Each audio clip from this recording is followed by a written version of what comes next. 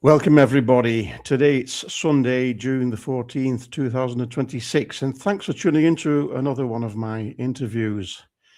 It's a very special day today because it's Donald Trump's 80th birthday and also the day of the UFC Freedom 250 event, which we'll undoubtedly cover in detail during this show today. This UFC Freedom 250 event represents the symbolic end of our former maritime legal system under satanic occult rule and the beginning of the Republic under the new American order and the law of the land. We are going to witness, we the people, consent en masse on the south lawn of the White House during the main event and give the requisite symbolic and legal consent to both bring an end to the system of the beast and establish the new American order. We've seen a list of remarkable events in the past. We saw the American flag without the gold fringes during National Flag Day on the June the 14th, 2025. On April the 18th, 2026, President Trump reads 2 chronicles to the nation as an appeal to return to God in recognition of the original covenant of 1776, the Declaration of Independence, that places the nation under God's jurisdiction. As the living trustee of the Admiralty-based system, the King and the Queen of the United Kingdom served as legally recognized eyewitnesses from April 27th through April 30th of this year. Federal Chairman Jerome Powell stepped down on May 15th of this year, signaling the shift back to American jurisdiction, and was replaced by Kevin Warsh, the 17th Fed Chairman. Warsh was sworn in under the law of the land, which was clearly signaled by the absence of the gold fringe flag indicating Admiralty jurisdiction, and Supreme Court Justice Clarence Thomas, of all people, administering the oath. The National Prayer of Dedication, May 17, the National Jubilee of Prayer is the public act of rededicating America back to God and marks the withdrawal of consent from the 1871 commercial system that quietly gave jurisdiction back to the British maritime system and the restoration of the 1776 Covenant. The storm that President Trump spoke of after his inauguration in 2017 is soon going to unfold for everyone to see. And key dates that we may need to keep a close eye on: June the 14th is today, it's the UFC 250 celebration. Tomorrow, June the 15th, the IMF meeting, maybe a currency revaluation. June the 15th through June the 17th, when President Trump will meet up with US partners in the Middle East at the G7 Leaders Summit in France. June 24th, the rally to end all rallies. June the 25th, operational integration and continuity drills. July 4th, covenant renewal and public reclamation. And I believe Trump wants the Clarity Act signed in before the 4th of July. And of course, July the 4th itself, Independence Day. And last but not least, July the 19th, the day of the World Cup final. Trump has always said, you'll love how this movie ends. And the United States is about to change forever, and the world will follow because Trump has often said, America first. So today I'm once again joined by my good friend Patriot Underground to discuss the recent events and possible developments. And please make sure to smash the like button if you appreciate this show, and share it with friends, family, and people who are just starting to wake up. Both Patriot and I are live streaming at the moment, so please do a thumbs up on both our streams to get the algorithms going to make sure this podcast reaches a wider audience. I feel deeply humbled, honored, and blessed to be able to do another show with him today, despite his difficulties he's currently facing in his personal life, and therefore my prayers are with him and his family. The hundreds of heartwarming responses to his last post on X, Telegram, and Rumble show that he hugely missed, is hugely appreciated and loved by so many people. We are on a mission, a divine calling, and to a certain extent, it is a very lonely journey. It's literally the road less traveled, and we are following this path, not so much for ourselves, but we are taking all the slings and arrows for the well-being and future of our children and the generations to come. And once you're awake, there's no way back. So with no further ado, let me just welcome my good friend Patriot Underground. Patriot, where are you? There you are. How are you doing? Well, I'm always doing well if I get to sit down and have a conversation with you, Maestro. And I appreciate the kind words. I know that a lot of folks out there have been wondering, what's going on with Patriot. He Yeah. said he was going to do all these solo shows. He was taking a different direction in his podcast, and it's really just been it's been a very challenging past few months for me Mm-hmm. personally. And as folks know, I don't get into the details because it is personal. Yeah. Certainly, when I've talked about things in my past, even things that are many years in my rear view, I never get into the specifics, but rather I just wanted to let folks know Right. that that is ultimately my aim is to get back to doing a lot more of my solo work. However, it's just been uh, and I'm sure everybody out there can appreciate there are times in life where things shift in directions that you really didn't anticipate, or at least you didn't think were going to be shifting so soon. And all of a sudden, life happens. It started with the death of my uncle a couple months ago, My and there's just condolences there. thank you. And there's been just some other, I would say, even more significant life changes that I'm facing at the moment. So Mm. I do appreciate everybody's well wishes. I just put that out there because I feel an obligation to communicate with the audience, especially when I drop off for a while and people are wondering where I am. It really is heartwarming to know that there's that caring and that loving support behind me. So Yeah. I really appreciate your kind words, and I just want to extend that gratitude to everybody out there in the audience. And what you said, man, I'll tell you, it was as always a really banger intro. I know at one point we were doing monthly reviews, but you have a way of uh, kind of narrowing everything down to the key events that we're keeping an eye on right now. And certainly, I'm looking forward to the conversation. So let's get into it.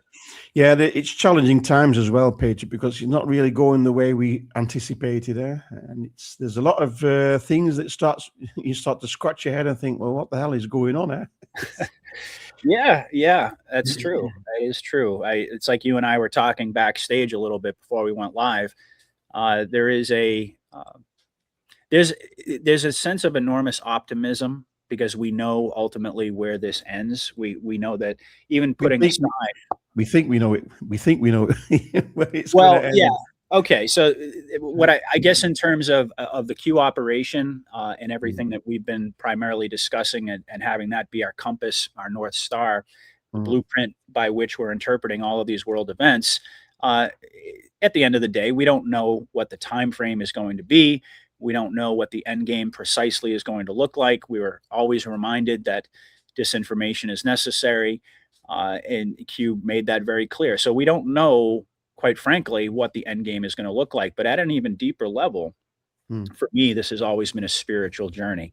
And like you said, we've been brought together. We have a calling, and that nothing could ever convince me otherwise because I know that I never had any aspirations to get a podcast going, to have conversations, to meet people all over the world. I mean, there's clearly a divine force that is driving this movement.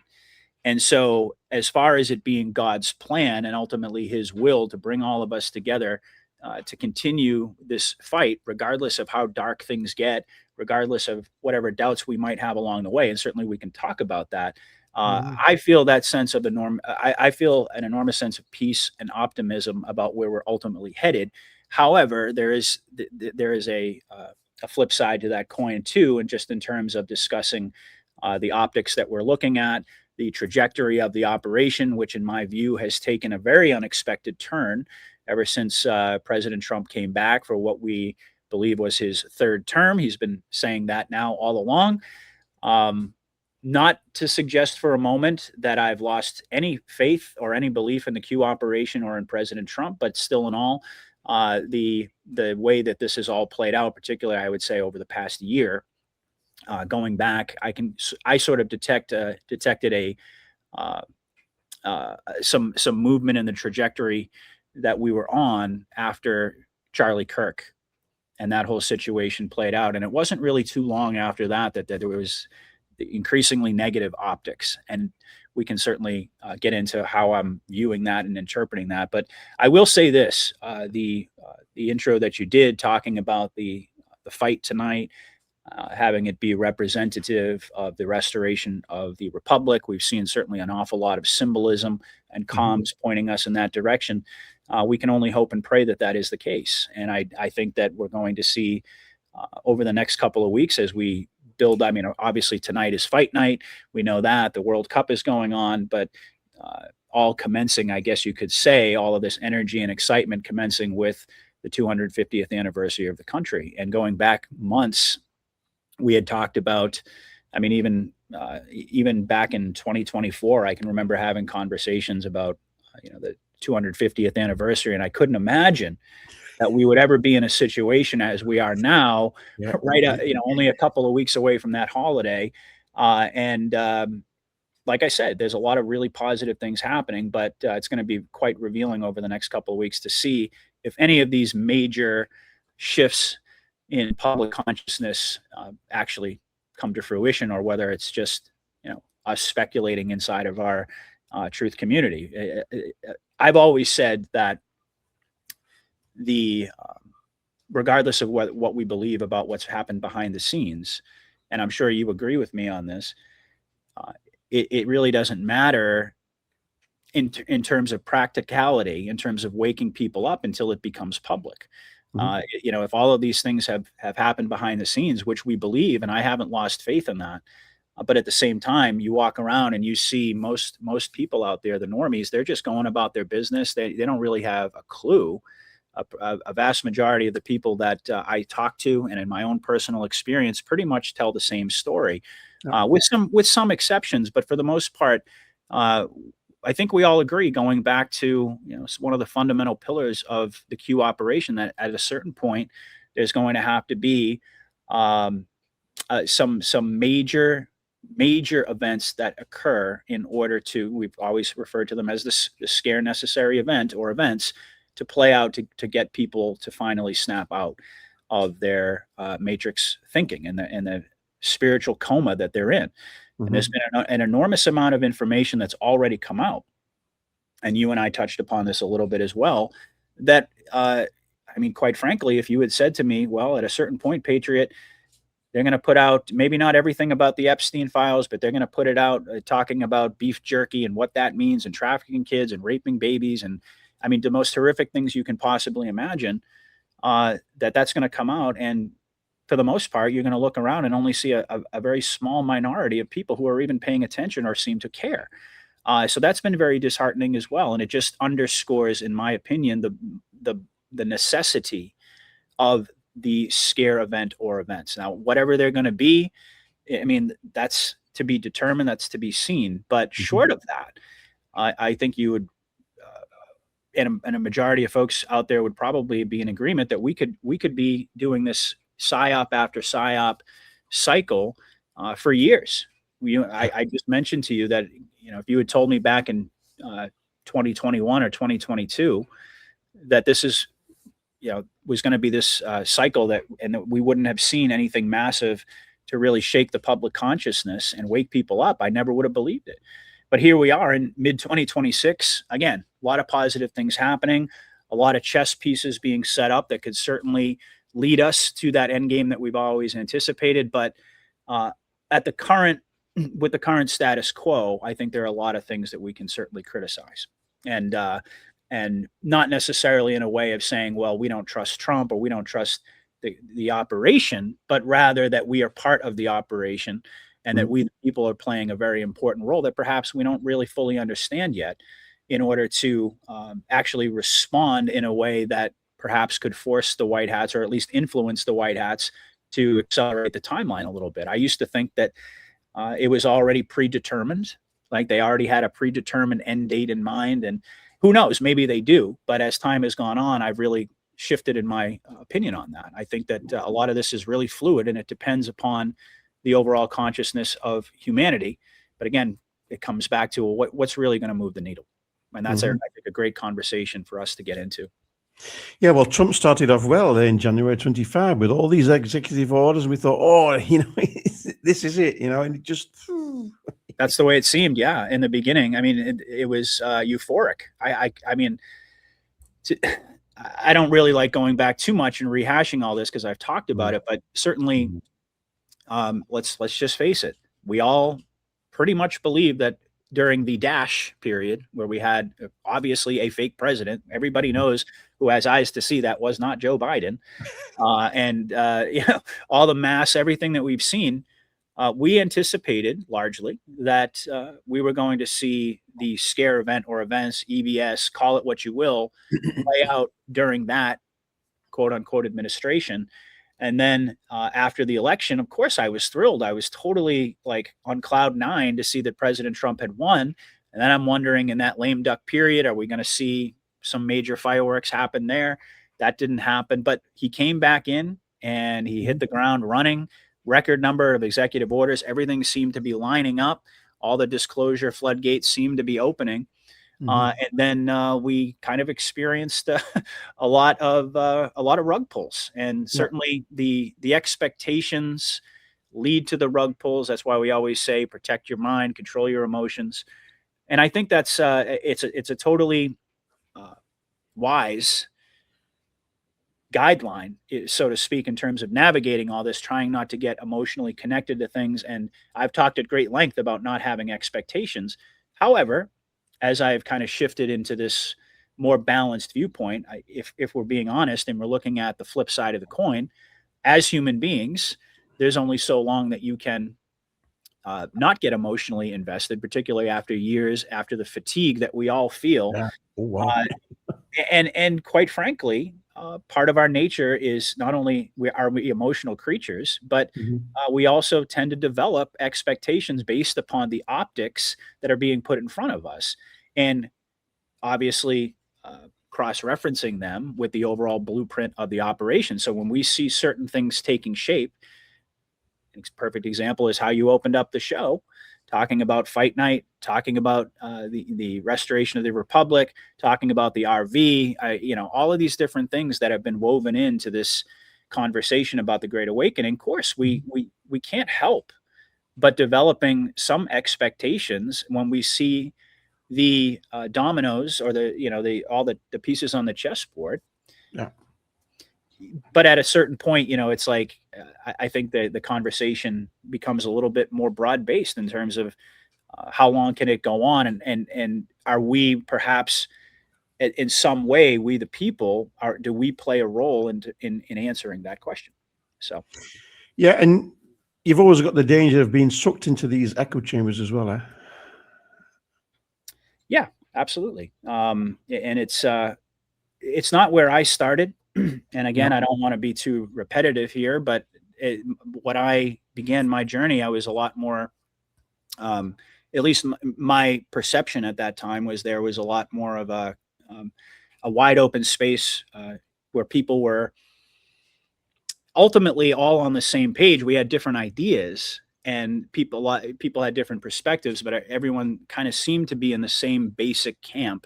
But as time has gone on, that's changed quite dramatically, and I've also been part of that as well, spearheading the Q, if you will, quote unquote echo chamber. And I've decided that it's just time for me to provide a more balanced overview. And the people, like I said, there are some people who don't like that.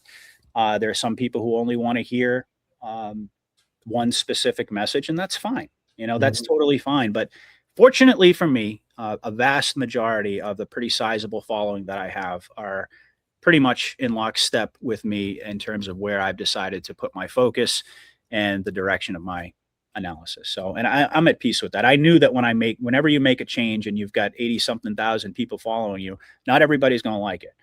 So it is what it is. And again, people, they come and they go. I've lost some followers, but I've also gained a bunch too. And that's just the nature of the beast. I don't worry about that. For me, it's all about staying truthful to myself, and wherever I am at any given moment, I'm going to tell the truth about it. I'm not here to solicit people's belief. I'm just here to tell you what my perspective is. If you find value in that, great. And if you don't, then there's a lot of other choices out there. Yeah, I think we always have to recalibrate as well and stay vigilant, and we might be being led off that path, just be blind faith in everything. I think they're testing our faith as well. Yeah, well, I I agree with you that first of all, there's only really a couple of things in my life that I have blind faith in. I have blind faith in God. Mm. I've given Yeah. my life completely over to God, Mm. and I have blind faith in my love for my family. Mhm. But beyond that, I don't really believe in that concept, quite frankly. When you're talking about, I mean, we were given a mind that has the ability to think critically for a reason.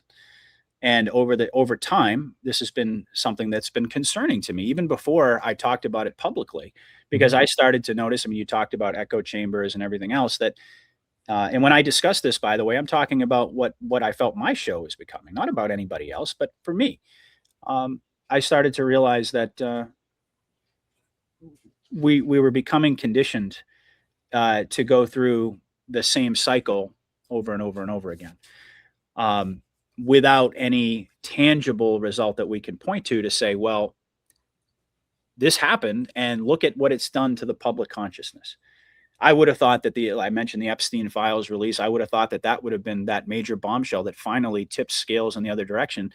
And unfortunately, what we saw was just a handful of relatively small protests that fizzled out. And for most people out there, they just don't even seem to, Bother.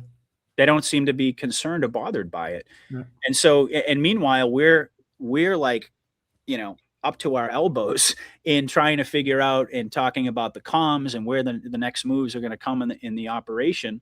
But if Mhm. you kind of take a step back and I've done this during this recalibration period, and I walk around and I put social media down and I don't pay attention to anybody's podcast or analysis. You do that for a few days and you start to realize like the sense of normalcy in the world is truly disturbing given how much has already come out. You would have thought that people would have been shaken to their core by Yeah, this. yeah, yeah, yeah. And unfortunately, that in my experience and in the experience of many people out there, that hasn't been the case. Mhm. So are we supposed to just say, okay, well, we're just going to continue to trust the plan, to let them cook, to not be panicking and all that type of stuff, or are we going to perhaps push back a little bit and say that perhaps if we are indeed part of the plan, and my theory is that the white hats are doing all of these things and Trump is doubling and tripling and quadrupling down on these negative optics, essentially begging us to question things, to question him even. And I've talked about this as well. I love Donald Trump. Happy birthday, Mr. President. But at the end of the day, I didn't awaken. First of all, Mhm. I was awake years before Trump came on the scene. And certainly I'm not a patriot just because Trump is the president. Trump is the leader. He's the public facing uh, element of this operation. Mhm. That's who he is. But at the end of the day, do we really know exactly how all of this is going to play out? Are these negative optics going to suddenly boomerang back and everyone's going to see Trump as the hero that we believe he is? Is it going to be more of a situation where he falls on his sword proverbially? I think I screwed that word up. I apologize. You just cut that one out. But, in any event, Yeah. I don't really care so much about that anymore. It's not so much about framing all of these events in terms of Mhm. Trump coming out the hero. I believe that he is. I've never really wavered. I've always believed that Trump is a good guy. But the deeper we get into this quagmire and the more knotted up this whole process becomes, I think that that's the tactic there. I think they're trying to get us to question things a little bit, and that's where so much of the divisiveness comes in because people get really hostile to this conversation. Yeah. They react very similar to the way normies react when you try to red pill them. Even if Yeah. you have a conversation, Yeah. it kind of goes the same way. I've seen it a lot. There's a lot of vitriol, and people get really angered and really triggered if you even venture upon any kind of criticism of Trump and the operation. And I say, I'm sorry, but I'm an American and I'm a patriot first, and that's why I did this. And I don't need Trump to be the hero. I don't, I, you know, none of that stuff. I'm not emotionally bound to that. What I care about is justice. What I care about is public awakening. That's why I'm here. Yeah. However we get there, it's fine. I Mhm. mean, I'm on board for it, but I'm not. I don't think that we should have this attitude where we shut down that element of the conversation. And I'm gravitating more in that direction with people who have that perspective. The root problem is the lack of collective consciousness. That's the problem. Yeah. Absolutely. Absolutely. People are distracted. I mean, they're not really paying attention. And that's the big problem, because they've done that by design. Keep everybody individual, and they're afraid of us going up in frequency as well. And that's why they pull us down always in this fear, this fear porn all the time. Yeah, and it's kind of strange because, again, we anticipate this as, I mean, we interpret this rather as being part of the show, right? That this is all designed. I mean, when you really take a step back here, what we've been talking about all along, what is the purpose of these psychological operations? What is the purpose of the movie? And it's always been, at the end of the day, about causing a mass awakening, and the psyops specifically, to lay the groundwork to have, I mean, and it is paradoxical, using deceptive tactics in order to get people prepared to face the truth is somewhat of a paradox on its face. But that, in essence, has been the overall rationale in our continued discussions about why it has to be this way. And that's been a conversation that goes back years now, where people have debated this. And I've been very much on board with the theory that indeed that this is an effective way of introducing people gradually and slowly to the truth, to get them to start asking questions, and so on and so forth. That's always been the purpose of the psyop in the movie. But the flip side of that coin is that, like I said, when you look around, for most folks out there, I know that people have different perspectives on this, but for most folks, they look around and they don't really see the needle has moved too far in the direction that one would have thought by this point, after so many years, since Q came on the scene and this operation began, that we would have anticipated things looking a lot differently than they do now. So that, to me, raises some very important questions. Well, if things keep going in this pace and in this direction, I think the midterms are going to be a big problem, aren't they? Well, some people will say no. Again, Q told us back in, what was it, 2017, 2018, elections at this point no longer matter. And there are a lot of folks out there who are just hang their hat on that and say, well, everything's under control. Patriots are pulling the strings, so on and so on.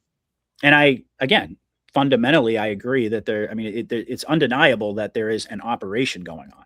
I mean, you can actually, I think you could pretty much prove that there's an operation going on, given all the psyops, if you have eyes to see. That's not the question. But as far as the election goes and the midterms, and I would say even July 4th, which we mentioned a moment ago, in the event, and I would love to be wrong about any of this, believe me, but in the event that these moments come and go, we see that we have 4th of July, the day comes, it ends, people celebrate, whatever. That in and of itself, I think, is going to get, it's going to have probably a similar effect on a lot of people as other markers in the past, where we had anticipated certain things would happen. Regardless of whether or not people want to admit it, I would say that most of us do develop expectations around the hype that build up to these events. So we see July 4th come and go. And certainly if we see the election, the midterm election happen, particularly if the SAVE Act isn't passed, and it's still looking like we're having election fraud everywhere, and we see Democrats come back and take power again. Sure, there are going to be a lot of folks who are just going to say, all right, this is the next chapter in the operation. Patriots are still full in control. That may be true, but there's also a large contingent of people, I think, who are going to have perhaps a very different reaction to that and say, well, how many election cycles do we have to go through? I mean, and don't get me wrong, there are a lot of things that can happen between now and then. Trump has been really ratcheting up his rhetoric and comms surrounding, really overtly talking about 2020 and the evidence that's going to come out. We have to wait and see. Hopefully that materializes before the midterms. And a lot of people that I respect have been putting that out there as a theory that the closer we get to the midterms, it's going to have the maximum effect. And you show the public in no uncertain terms, you don't hold anything back, and you prove that election was stolen, that could have a significant impact on passage of the SAVE Act, terminating the filibuster in order to get that to happen. Mhm. So that could certainly it could play out that way, but we don't really know. Mhm. I mean, none of us have a crystal ball. So is it a possibility that the midterms are also going to come and go? Who knows? And at that point in time, I guess my question to folks out there who are still in that camp of saying, well, no matter what happens, I'm just going to consider it a scene in the movie. I'm just going to continue to trust the plan. Does that mentality have an expiration date, for lack of a better term? Yeah. Do you get at what point are you going to start asking perhaps some uncomfortable questions about the direction that this is headed if it doesn't unfold the way that we're hoping and praying it will? And so I'm not, I've kind of allowed myself to just be on the fence about how things are going to play out, because in reality, I've made predictions in the past, some of which have been right, some of which have been wrong. But at the end of the day, what it really matters is whether, when and if are we going to see events play out that are going to significantly elevate public consciousness, that is going to ultimately lead us into the justice phase. This is really what this has been all about right from the beginning. So, Yeah, but you've got the UFC today. I don't. Is what time is it today? The UFC, is it tonight or this afternoon? What is it? I think it's tonight. I'm not really sure when it starts. Okay. Yeah. Because you read that piece that the Truth Harmonies put on X. Did you read that? The analysis, full analysis. No, I didn't actually. We You can didn't? take a No. look at it. Yeah. Was that what you were referencing at the beginning of the show? Yeah, I sent it you last week, I think, somewhere. It resonates with me anyway. You know, the dates, the things that happened with the gold fringe flag, and the king and the queen there as witnesses, and yeah, and the fight, and they've got to have we the people consent to it's going back to the old, the restored republic. So yeah, it could be a very, very special day today, yeah, that UFC thing. And Trump, of course, meeting with the G7 tomorrow up till Wednesday, maybe briefing them on what's going to happen. Yeah, wow. It We'll could see. go. Yeah, we'll see. I mean, it's a really interesting theory. I don't quite. So I understand the part you had mentioned there about the king and the queen and sort of the Mhm. public showing up on the South Lawn to provide consent. Um, what about the fight itself? Was there something about the fight being symbolic, or is Yeah, it just I to think the bring it back? American guy was going to win. I think he represents We the People or something like it. There's two fights, I think. Yeah, Yeah. Well, one we'll see. heavy. I mean, Yeah, yeah. it certainly, it tickles the brain, and we'll have to see. But again, for me, what's really ultimately more important, because you say, like, that we the people are giving our consent, right? Yeah. But do we really think that a vast majority of the folks that are going to be in the crowd or watching this thing are really even aware of that conversation, or that, you know what I mean? Like, we're looking at it through that lens. But Yeah. if we the people are actually going to be giving consent to end for the end of maritime law and the restoration of our republic, but it's all being done symbolically and nobody really can understand the concepts except for a handful of people in the truth community, Hmm. I'm not sure, how that really, because again, I think really what it comes down to is that the things that have been done behind the scenes, we've always imagined that the movie was designed to bring those things out gradually, the things that the public couldn't know about as they were playing out. Of course, the restoration of our republic, the ending of maritime law, all these things that had to happen covertly, that the movie was designed to gradually reveal that to the people. But Hmm. so long as the people on a wide scale have, as we pretty much agree, have no idea what's going on, there is that element where you could push back on that and say, well, okay, maybe, but we'll have to wait and see, because again, what is consciousness? It's awareness. And if the public doesn't have that awareness, Hmm. I mean, sure, they've been like Hugh told us, like, crumbs are easily digestible. That it had to be this way, gradual process. All that stuff makes sense. Don't get me wrong, but it's still, I would argue that we're still very, very far away from anything that would look like a critical mass of awakened consciousness. Mhm. Certainly, there are positive signs, a lot of positive signs that, I mean, you take in terms of the unity of the people on certain issues. I mean, if you poll most of the polls that you see about Epstein, for example, the last time I checked, it was literally like 90% or above 90% of people wanted the full release of those files, which is interesting to me because, again, I don't really see anybody talking about it or seem to be all that Yeah. affected by it. But nevertheless, that's what they're saying. So that's a huge deal. And on other issues as well, there's a pretty wide consensus beyond party lines that the government is the problem. Mhm. And so that's a good sign as well. You've had individuals out there like Marjorie Taylor Greene and Tucker Carlson, who, by the way, a lot of people, this speaks to the divide inside of MAGA right now. A lot of people have taken Trump's side on that and completely discarded these people like Tucker and Candace and Marjorie Taylor Greene. And look, I can't vouch for any of them personally, obviously. But the one thing I can tell you is that I'm not turning my back on the people who are continuing to speak the truth, Mhm. regardless of whether or not, whatever optics Trump is putting out there. Now, if it turned out that Tucker was a bad guy, if it turned out that any of these people were bad and the evidence surfaced, then I would obviously reassess that. But what I see, these are the highest profile voices out there who are continuing to carry the torch of truth, who are Mhm. continuing to say all the things that, quite frankly, we'd rather hear Trump saying. Yeah, but he can't, maybe. Well, I mean, I guess that's how we interpret things at this point. But Mhm.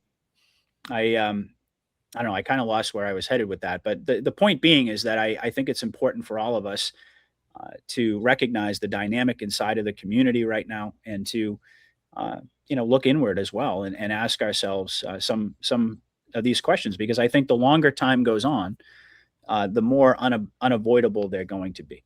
Yeah. Talking of symbolism, Patriot, what do you think of this? I saw that, and then I didn't do a major dive on it, but I did see a lot of people saying that was AI. Okay. Okay. So I don't know if I mean, people can sound off in the chat about that, but I saw that the EBS thing in the background there. I don't know if it was actually real. So I saw some stuff that, and I think I grokked it at one point, and it said that it wasn't real. Well, there you However, go. I mean, What's real? okay, so, but think about it this way, okay? Whether it is real or whether it's not, Mm. we saw the same thing at the Super Bowl, didn't we? Yeah. And we haven't had the EBS yet. So, I mean, I guess that's kind of my point, is like, it's an indication perhaps of what's to come, what we hope is to come, but it's Mhm. not an indication that anything is imminent. And that's the thing. That's the sort of, I believe, that's what ends up happening, is when these types of images circulate and people, it builds up the hype, and with that hype, Distraction as well. the distraction, the emotion that goes along with it, the expectation, and then the Mhm. event comes and goes, and there's no EBS, and people are just kind of like, And I went through that process enough times Yeah. to finally learn my lesson. I just don't take the bait on it. I read and I listen to people's perspectives, and I take a lot of them in. Some of them resonate, some of them don't. But at this point, I'm not allowing myself to be roped in by these things. We'll see what happens. I mean, anything is possible. And like you said, we've been told that we're going to love the end of this movie. Trump and the White Hats have been putting out all types of comms that coincide directly with the Q drops to underscore our faith in the operation. But as far as the timeline, as far as what the end game is going to look like, that remains completely a mystery. And for the better as well, because if we know it, the enemy knows it as well. Well, right. I don't mean so much in terms of like the specific timeline, but I guess my point being is, like, just looking at it from the 40,000-foot view, Mhm. that it does. We don't really know if they have already determined when the end game is going to play out, or perhaps, and this is the direction that I've been leaning as well, is that the optics are going to get worse and worse and worse and worse, and bring us to the precipice. And that precipice is going to be exactly what was described in the Q drops. Yeah. As it's the moment when, and I'm paraphrasing a little bit here, but it's the moment when people essentially find the willingness to participate. That word was in there, and it was in the drops multiple times. Participation. And I had a long conversation last week with Joe and Scott and with Lewis Herms and Mark, and we were really pretty much in agreement on this, that we, the people, being a key element of the military civilian alliance, perhaps we have a say in terms of what that timeline is going to be. Have we not been saying this entire time that the White Hats are monitoring our shows, that they're watching the things that we're talking about, they're trying to gauge where we're at in terms of public consciousness, etc. So give us a bone. Give us a bone. Yeah, well, I mean, yeah, maybe putting a little bit more. I guess perhaps instead of being more passive and just saying, well, we're just going to continue to trust the plan, no matter what is going on, no matter how bad the optics are, no matter what existential threats seem to be taking place, we're just going to sit back and we're going to have blind faith in this thing. Or maybe they're pushing us to the point where maybe that's what the precipice is going to look like, is when we finally collectively say enough is enough, and we start pushing back and we start being a lot more vocal in our demand, not just throw us a bone, but do what you said you were going to do. Because at the end of the day, there's really only two ways that this can go. The American people, and indeed patriots around the world, are not going to just simply accept tyranny. That's not going to happen. So either way, it's either going to be by the military covertly doing what we believed all of these years and coming full circle, bringing that plan to fruition, or it becomes a much different conversation. And I'm not prepared to have that conversation or advocating it, but I'm just speaking realistically here. I mean, none of us want to go through the rest of our lives perpetually being put through psyops. And that's exactly what has worn so many people down, has created so much of a divide, the cynicism, the fatigue, all of it. That is the byproduct of being put through psychological operations perpetually and training yourself to essentially settle for comms as opposed to tangible, concrete results. That's what we all set out for. And I'm not saying that those things aren't coming, but I am saying that perhaps it's incumbent upon us to revisit what the whole purpose of this operation is, ask some very critical questions about it, and start pushing back and demanding justice a lot more forcefully than we have been. Yeah, but you mentioned it before we started recording. It's the carrot, eh? You were talking about the carrot and kicking the can down the road. I mean, how long is it going to go on, eh? I mean, well, that's the question nobody knows, and people get very upset when you get into this conversation. Oh, you're a crybaby, you're a panicking, you're a whiner, you're a black pillar. Fine, call me whatever you want. Doesn't matter. I think when you objectively look at the way that this operation is played out, there's a lot of truth in terms of that. The psyops, I mean, the one that you just put up on the screen a moment ago, and what I referenced with the Super Bowl. I can remember sitting down and I did a show in after the Super Bowl with Mike King, and we were talking all about the different comms and the things that the lyrics of Bad Bunny and what he was saying. And we saw, a picture of like Pepe up on the Jumbotron. And it's like, but this type of stuff, it goes on and on and on. And it develops that sense of hype, expectation, whatever you want to call it. And for a lot of people, it's starting to feel more and more like that. Like and I always rejected this argument because I just thought to myself, we got to be patient. That's where I was for a very long time, and just saying like, no, we have to let this play out.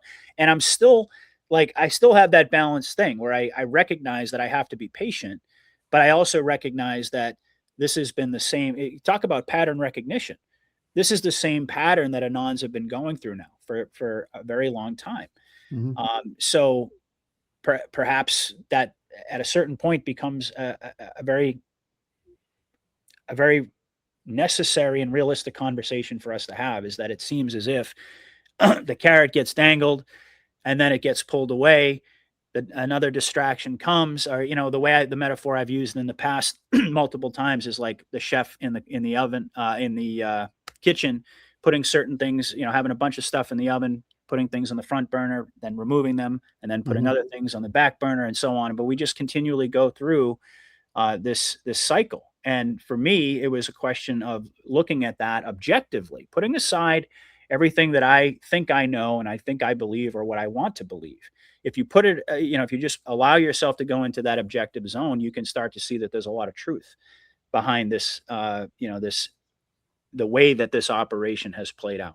There's no question about the fact that the optics that they've put in front of us have been designed to develop expectations.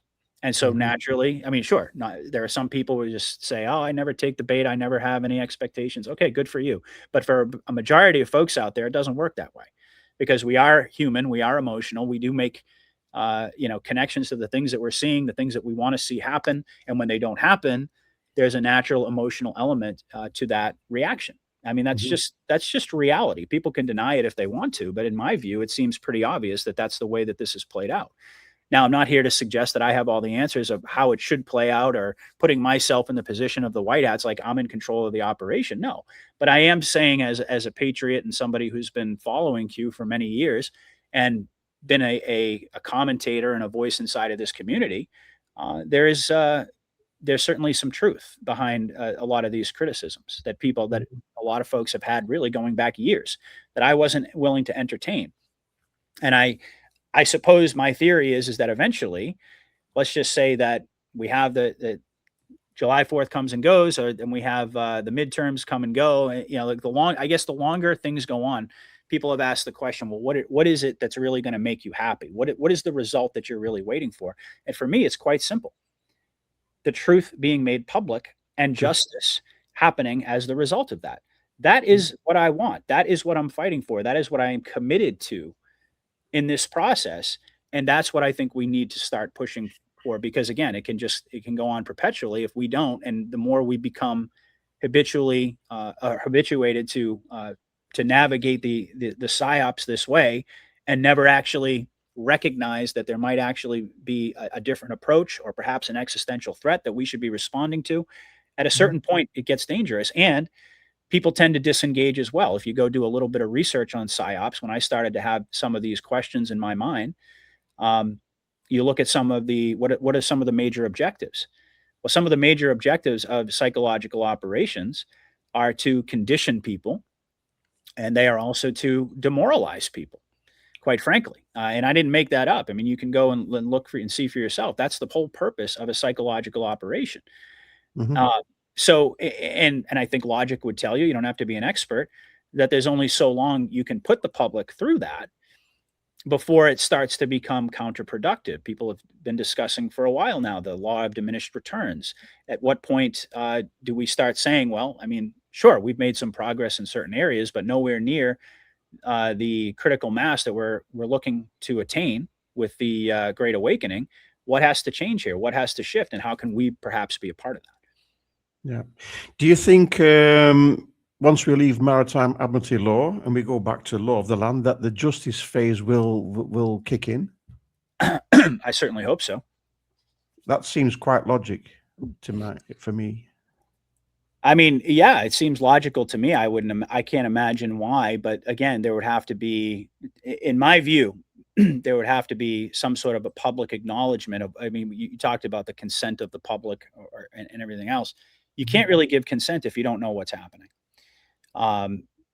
You just can't. So, unless people actually are aware, fundamentally aware and made aware by the powers that be, that we are in fact reconstituting our republic, and we are no longer under maritime law, and we're not just looking at symbols and fringes on flags, but this is actually being made overtly obvious and in a credible way to the general public. I don't know if you can really make the argument that we're giving that consent, because the consent is all based upon an understanding and acknowledgement of what has been presented to you as fact, as true. It has to go beyond the symbolism in order for that to really hold any water, in my view. All these resignations, Paige, what do you think of the people, stepping down? Tulsi Gabbard, I think she's gone. Pam Bondi. The rumors that RFK Jr. is going to step back. His whole cabinet. Is you've got Howard Lutnick as well. Are they saying Lutnick is going to step down? No, but you've got all these people in Trump's cabinet. Oh. We were scratching our heads at the beginning. What's JD Vance and Marco Rubio. I mean, they don't seem to be the most reliable people. But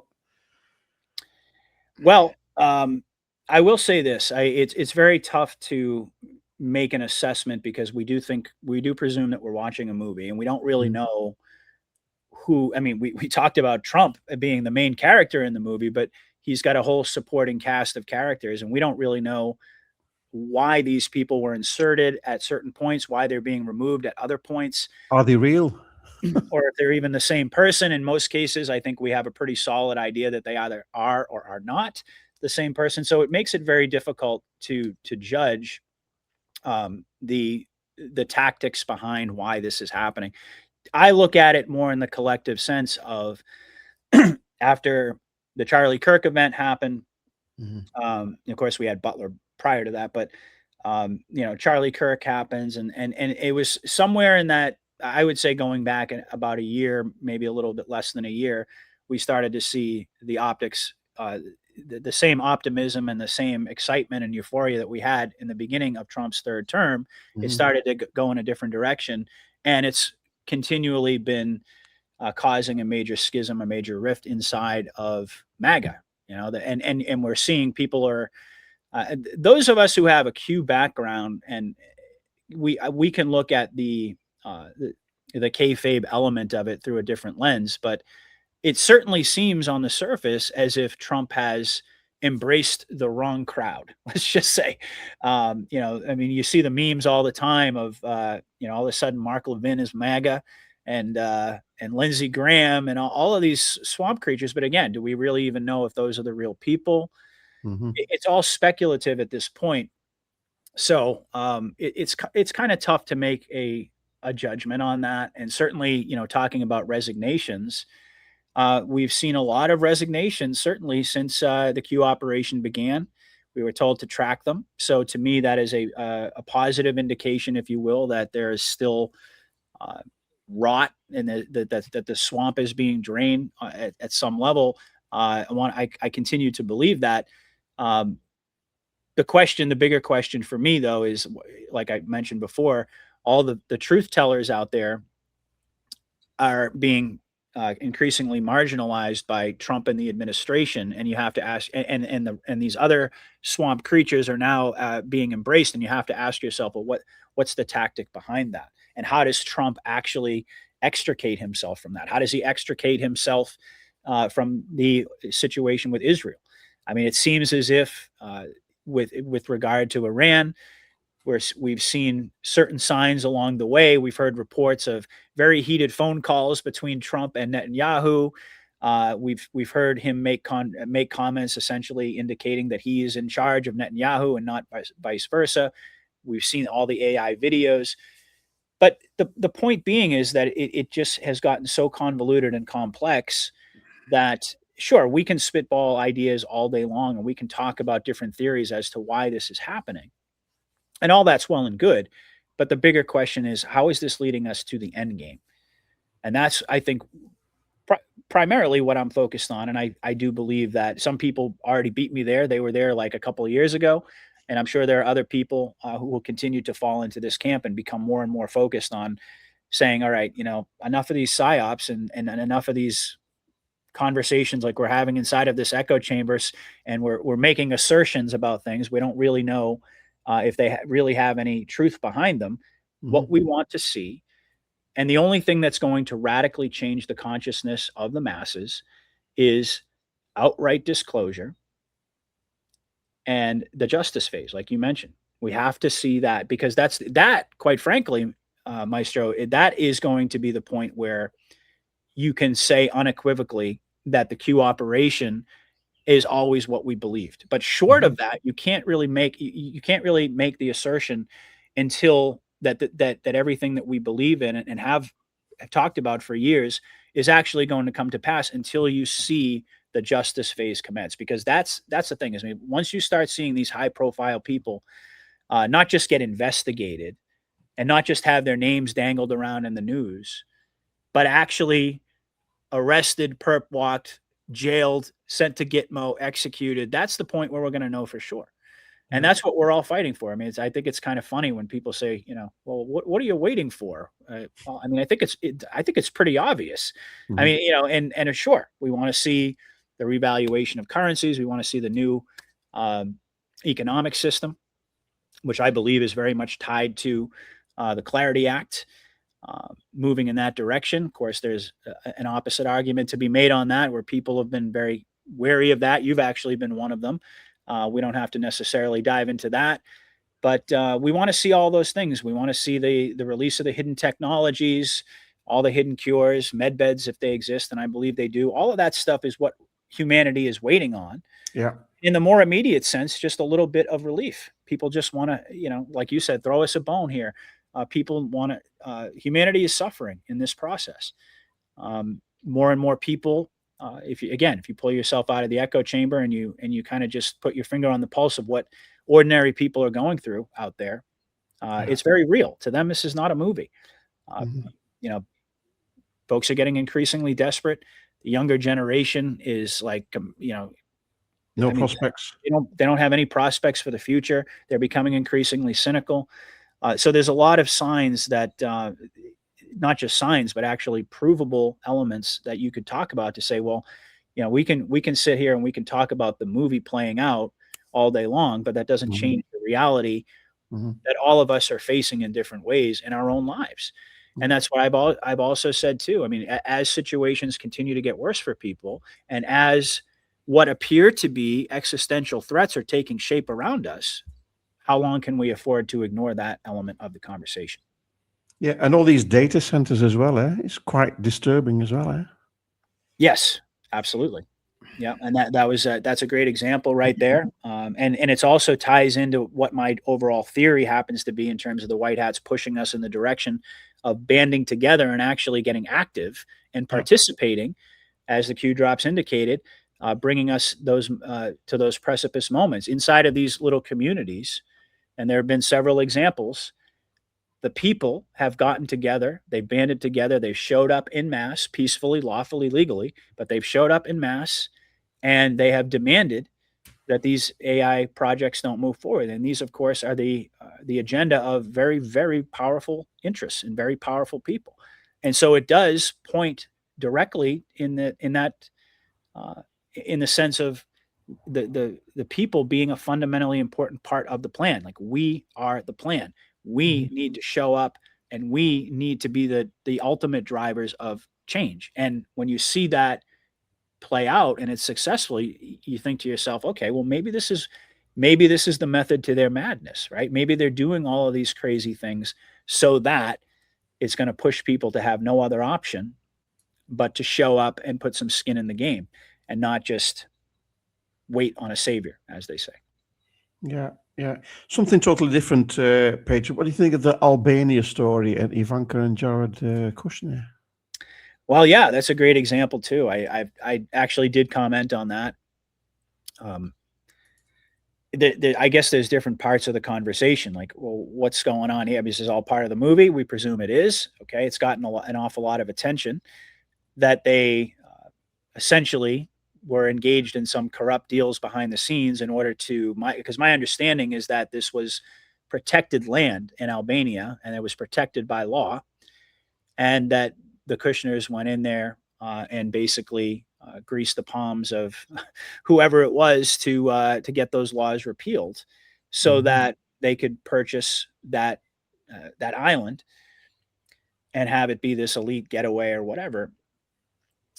So what's going on with that? I mean, and we could certainly speculate about that, and we could say this is, again, it's all part of the scripted movie. But look at how, to me, the more important element of the story is how the Albanian people reacted to this. Exactly. Okay, and this was basically what I was saying all along. In these past several episodes and shows that I've done, is that we have it's been revealed. It's not like it's not a conspiracy theory anymore about what was going on at Epstein Island. It's not a conspiracy. Like, there have been so many things that have been put directly in front of the people, and they've chosen to just either ignore it or not believe it or Mhm. brush it aside. And then you contrast that with a country like Albania. And I don't know much about Albania or the Albanian people or their politics. I don't pretend to be an expert. But when I see hundreds of thousands of people, and because I assume they all have their differences, I assume that they're, you know, pretty much just like any other society. But they said, hell no, you're not doing this. And they took to the streets. Now, I'm not sure what the current status, because I had heard that the project is continuing to move forward. I'm not really sure what the current status on it is. Mhm. The point I'm making is that they showed up and bound together and sent a very clear message that this isn't going to be tolerated by them. And I think that the more we see that, and then we contrast it with what, everything that's happening in the United States, and it doesn't seem to really move the needle on people. It's very discouraging, and that was kind of my point. It wasn't about a black pill or anything like that, but it was really just more like how discouraging it is that all of these evils that we've seen, and there has been very little of a response in the public. And then you take this, private island that they want to build over there, and that gets like the entire country of Albania in the streets. Were they trying to set an example for us? Maybe, who knows? That could be, if you're looking at it through the lens of the movie and what would be the objective, which is generally speaking what we tend to talk about. These Mhm. events play out. We assume it's part of the movie. We assume that because it's part of the movie, naturally it would have some sort of objective tied to it. We speculate about that, and it's a great conversation to have. Um, but again, the real interesting element of it is comparing the apathy overall in many different countries, especially here in the U.S., to the things that we've seen, the outright in just total miscarriages of justice that we've seen for years now, and people, for the most part, don't seem to be all that concerned about it. We're such a divided country in so many different ways. People are so distracted. People are caring more, quite frankly. I think that a big element of this is that people are caring more about their month-to-month financial situations and just being able to get by. They Yep. don't have they don't even have the energy or the inkling or the inclination rather to get out on the streets and make their voices heard. Mhm. And you have to assume that that's always been done by design by the enemy. They've instilled that mindset in us. And are we sitting here waiting for somebody to just remove that mindset, or does it have to be somewhat of an organic process where we get to that point, and say enough is enough, and we have to start demanding results, and we have to start demanding justice for all of these crimes that have been committed against the people. And what we're continuing to see is more and more of delay of that justice. Um, so that's really where I stand on that. So I my hat's off to the Albanian people, regardless of where this goes or why this was done, what the Mhm. reasoning was behind it. When I see people get on the same page and bind themselves together to send a unified message, that is a very, very encouraging sign. That to me is probably the greatest barometer of the Great Awakening around the world. Yeah. The 12th of June, that was last Friday, Disclosure Day. Have you seen the movie? No, I haven't seen it yet. I'm certainly aware of it, but I have not seen it yet. Mm. Because we had the release of the UFO files. Do you think it's a way to defang this fake alien invasion that they've been planning? Um, well, I've always been of the opinion that as far as UFOs and disclosures and so forth, that we would probably see some sort of a fake disclosure, some sort of a show put on ahead Mm. of time before we get the real truth about uh, quote unquote aliens and the actual nature of the earth and all of these things, all of these questions I do believe are going to be answered. But as far as the movie itself, I just think it's probably some more predictive programming. That would be my viewpoint. I mean, if our premise is correct that the White Hats are in control of the media, in control of Hollywood, if what Q said is real in terms of we are the gatekeepers of all information, and you see a widely publicized uh, film directed by a guy who most people think doesn't even exist anymore, um, and starring actors that, you know, fall into the same category, one would have to think that this is being done as a way of predictive programming, soft disclosure. Uh, what I find very interesting, though, quite frankly, Maestro, is that all of this talk about UFOs and releasing these videos and all that stuff, I don't really think a lot of people care. I don't get the impression that a lot of people are like, I mean, people are just like, yeah, well, okay, that's great, but you know, where's the justice for this? Where's the justice for that? Why isn't this happening? Why isn't that happening? Um, when are we going to get some relief and so forth? So I think that there's an element of there's been such an element of cynicism because of the way this has played out that a lot of people are just saying like, okay, great, there's UFOs, like, and and and I What think until they actually literally put it out there and stop, you know, again, stop with the theatrics, if you will, yeah. and just come out and tell people the truth. Until then, I think it gives people the ability to brush things off and to just say, well, you know, okay, maybe there are aliens out there, maybe there are UFOs flying around and this and that. But so what? Until my life gets better, and I don't mean to like say this in a selfish way, but let's just be real here. That's what most people are waiting for. They want to see justice. They want to see truth and reconciliation be happen in their personal lives, but also really a reestablishment of trust in the leadership and government. This is the more immediate concern, and this is also the reason why I used to be focused a lot more on these quote unquote esoteric topics. Not because I mean, I don't think that they're anything less than fascinating. Don't get me wrong. I love having those discussions, but I got to a place where I realized that, as the saying goes, we have bigger fish to fry. You know, those types of things are important, but until we can get our own house in order and until we can actually get justice for and true disclosure, all of those things, at least in my opinion, and I think a lot of folks out there would agree, are secondary issues. And it's all about the children. I've got this clip here. We can discuss this as well, Patriot. It's this one. Start hearing the absolute horrific things that took place underneath the Biden administration, under true neglect at best and criminal at worst, to allow 450,000 kids to go missing throughout this country.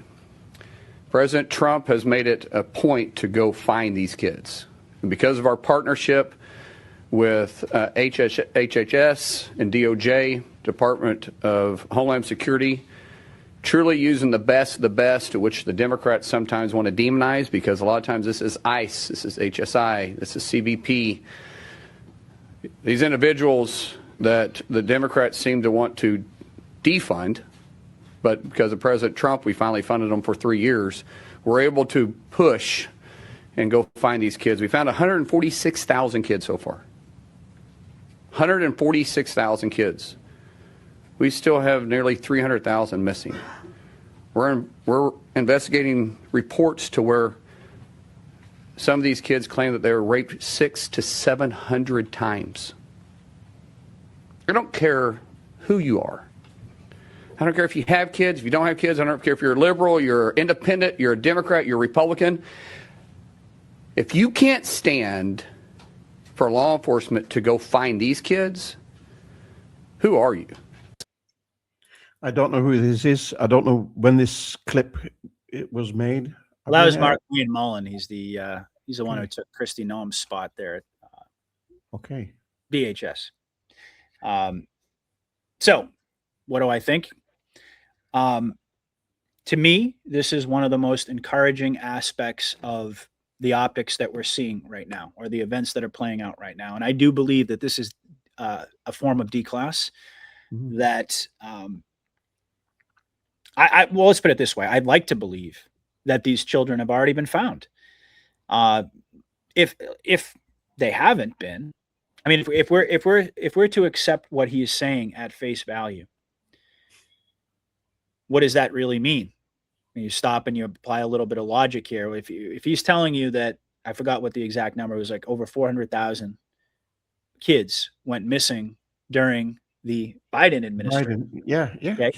If there are still hundreds of thousands of kids that are unaccounted for, what does that mean? Well, clearly that would mean, if that was real, that would call into question our entire premise of what was going on in the fake Biden administration. If it, In the pause. and who was Yeah. actually really in control, because if patriots were in control, there's no way, if the white hats were in control, there's no way that they would allow that to continue under what we assume to be an entirely fake administration. So to me, logic would dictate that this is D-class. This is part of the movie where they're gradually revealing the horrific nature of this problem. And by the way, as horrific as what he talked about is, it's a drop in the bucket compared to what happens worldwide every year.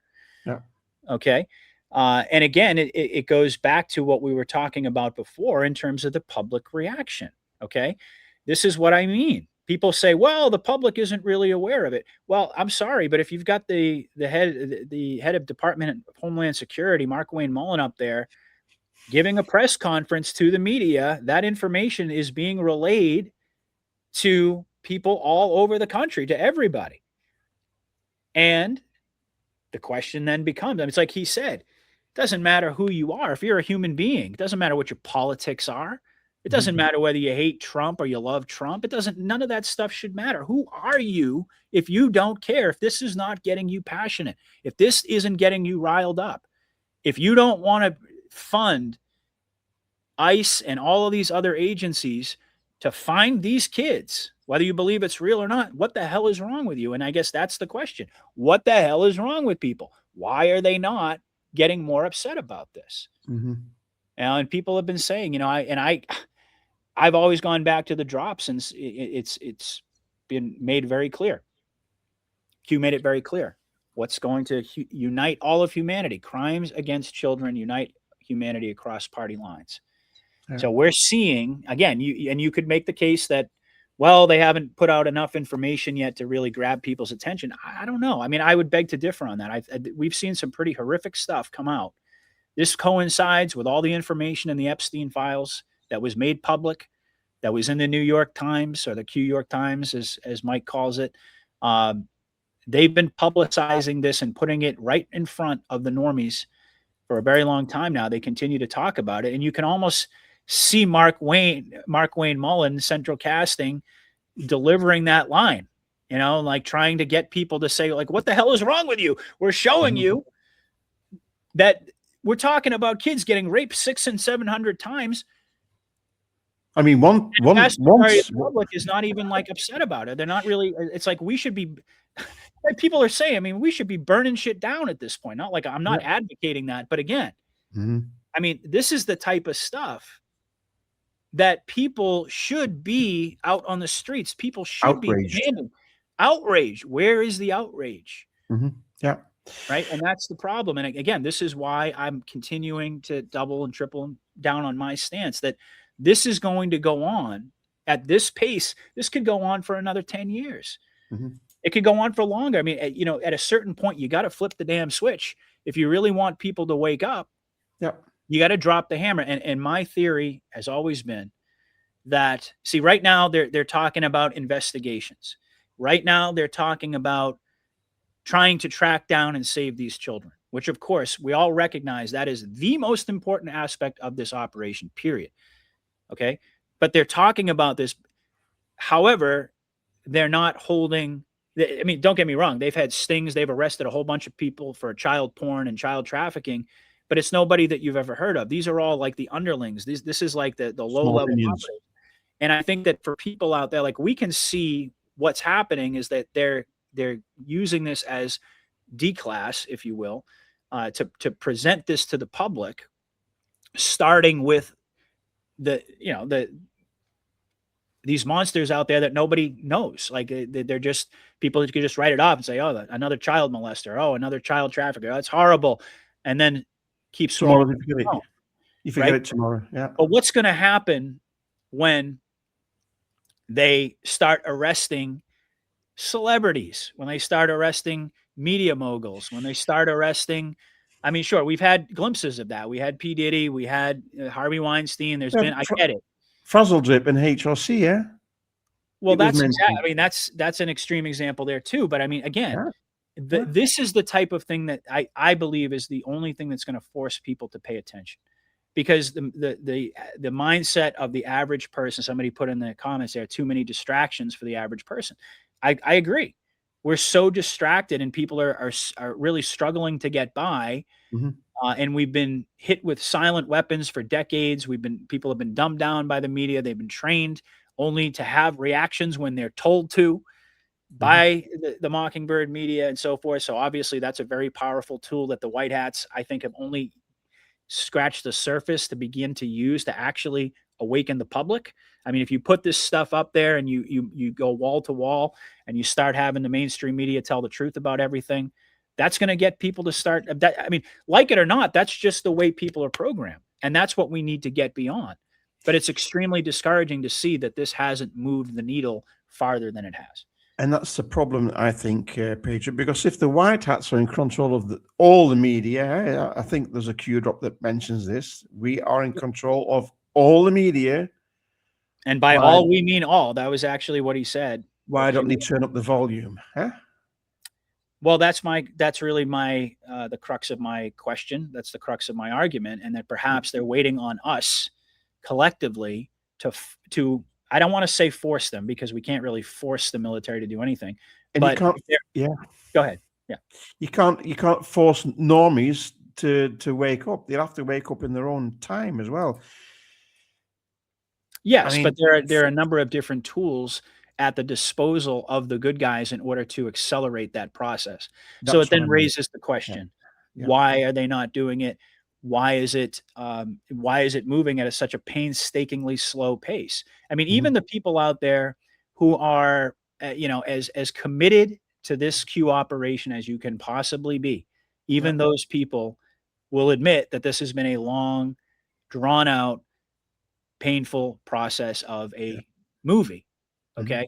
So even, I think there seems to be pretty much universal agreement. I don't hear anybody out there saying, yay, more psyops. Let's just continue this forever. I mean, nobody wants that. Everybody wants this to come to an end. Everybody wants it to move faster. And you can say, again, that there has been progress. There are certainly elements that you can point to, certain data points that you can cherry pick, and you can say, well, this is evidence that the operation is moving in the right direction, that people are continually waking up, but it's at such a slow pace. And I think that perhaps if we start becoming more vocal and saying, well, wait a second, like going back in a lot of ways, going back full circle for me personally of where I began my journey, that was like one of the first arguments that I made, is that you're not going to reach the normies. They are not, by and large, they are not going to wake up until they hear it on mainstream media, on the idiot box.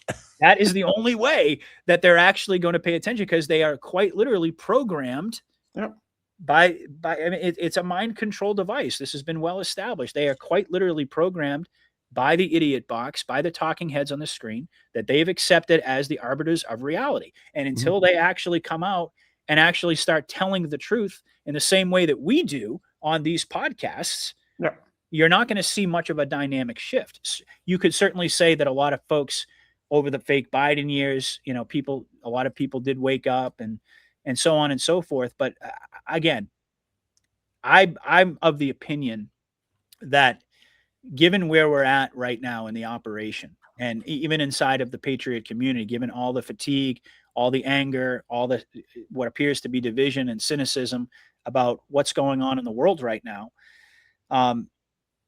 we've reached a point where I really think it's a critical phase of this truth movement, of this operation, to keep us aligned with the overall objectives and our beliefs and what we've been fighting for all of this time. There's only so long that it can go on, and people need to see. It's like there's a quote from one of the Batman movies, but that people need dramatic examples to shake them out of their apathy. And quite frankly, we need to see those types of things take place, and we need to see the white hats, who we presume are in control of mainstream media, start to accelerate the process in terms of using that to the advantage of humanity to really accelerate this awakening, because there's only so long that this current dynamic can continue, in my opinion. I mean, I could be wrong, but I'm just telling you what I think. Yeah, we need a hand of God. Indeed. And I'm glad you mentioned that, because I think that God, like I was saying before, at the deepest level, this is a spiritual war, and that Yeah. God is in control. And even all of the things that we believe in, the white hats, Q, Trump, etc., they're all being used by God in order to advance this grand plan, this great awakening. And I've never stopped believing that to be true. I've certainly questioned things about the operation. I've certainly been critical at certain points, as I am being today, but never once have I questioned God. And I believe that this is ultimately what we need to all gravitate toward, because again, at the end of the day, it doesn't matter. Trump doesn't have to be this larger than life hero if you believe that God is in control. And regardless of how these optics play out, you don't really get as emotionally connected to the players, the actors in the movie, and Trump is indeed one of them. Mhm. And I mean, I can understand it. It's almost like rooting for the protagonist, like we all want, don't get me wrong, I want to see the genius of the white hats to somehow reverse all of these slings and arrows and somehow explain everything and make it all make sense. But the deeper we get into the process, it seems increasingly, it's just so convoluted that I've gotten to a point where I've just said to myself, I don't know how they could possibly extricate Trump and have him be the good guy unless they have absolute full disclosure and they tell people that they've quite literally been involved in a continuity of government military sting operation and that Trump has been playing a role. Do I have any confidence that's going to happen at this point? Not particularly. I'd love to see that happen. But the reason I mention all that is because in the end, God is in control. And there's a reason that we're sitting here having this conversation today. And it's not because of Q. It's not because of Trump. It's not because of any of those other elements, but it's because this is God pulling the strings behind the scenes. And we all know how this ends. God is not going to forsake his people. He's not going to allow us to, and indeed, this is really what this whole process is about getting humanity to rise up and save itself. But I don't believe that God is going to forsake his people. And that's where my ultimate sense of peace and comfort comes from. Yeah. Nice. Beautiful. It's a test of faith on all levels. Yep. Yes. It is. I mean, but isn't every day of your life. I mean, that's kind of the truth of the matter. The stuff that I'm going through and even in my personal life, it's a test of my faith. But the same principle applies to the big picture of everything that we're talking about here today. The question being, where is your ultimate faith? And if you find that peace, at least in my opinion and in my belief, if you find that peace, that connection to God, then that's ultimately the only thing that matters. And you recognize that humanity has certainly reached a point where we are at a crossroads. There's no question about it. And we are either going to go to the next level and we're going to ascend, which is what I've always believed, and I'm 100% confident that's going to happen. Or the other option is we're going to fall into darkness for thousands of years and be permanently enslaved. Do I think for a second that the Lord is going to permit that to happen to his people? No. The question is, how much of a role do we need to play? And it gets into a really kind of a philosophical discussion as well. If humanity is going to ascend and we're going to get to fifth dimension consciousness, how are we going to get there if the truth isn't made available to everybody in a way that it can't be denied? It can't be brushed aside. It can't be negated. This is what needs to happen. And I think that that's what the operation is pushing us into, because again, if we collectively don't come together and we don't demand justice and we don't demand accountability from our leaders, we're lost.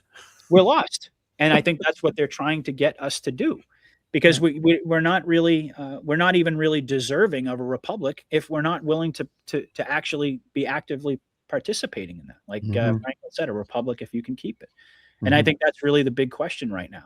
Which direction is humanity going to go? What are we going to choose? And I believe that the military is behind the scenes that is pushing us in this direction, albeit slower than I think it should be. But I also think that given the way the optics have shifted so dramatically, like we've discussed, my very solid belief is that's exactly what they're doing. They're trying to, I guess this is their way of turning up the volume and getting more and more people to actually pay attention. And it has to appear to be organic to all the normies out there. That part I understand as well, but there are a lot of different tools that the white hats could use. I mean, assuming they have everything. And Trump has said, I mean, they could they could accelerate this process quite dramatically. And I'm very optimistic and hopeful that that's exactly what they're going to do in the weeks and months ahead. Isn't it the last word that the Q-Dops mentioned? Ascension. Very last word. Yeah. Mm-hmm. It is. Yeah. Yep. Yeah. Did you have an advertisement, Pure Tallow, that you wanted to show? Oh yeah, absolutely. I get so wrapped up in our discussions that I would have probably forgotten about that. But yes, as a matter of fact, I do. This is Lori is I won't mention her last name, but Lori is the owner of Pure Tallow, and she contacted me. I've actually done a couple of ad reads for her in the past. They've been very successful.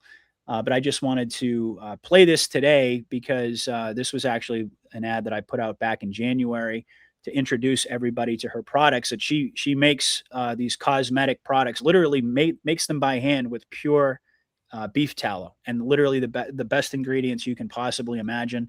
Okay. I use them. I absolutely love them. I've given them to my wife. She absolutely loves them, and I just want people to know this company is the real deal. I mean, she literally puts these products together by hand with love in her home. She does an amazing job. And I've always been of the belief that patriots should be supporting patriots whenever possible. So if you want to go ahead and roll that ad, we'll take a quick break. We will. Hey, everybody, this is Patriot. I wanted to take a minute to tell you folks about a small American company that I've been checking out called Pure Tallow. And it's actually owned by a listener of my show. This is genuinely small batch American-made skincare built around integrity and intention, not mass production. Everything is made by hand, packaged in glass, and created with real care for quality and customer service. The foundation of their products is grass-fed tallow, a traditional ingredient that you've been hearing a lot about since RFK Jr. came on the scene, but it's been used for generations to nourish and protect skin.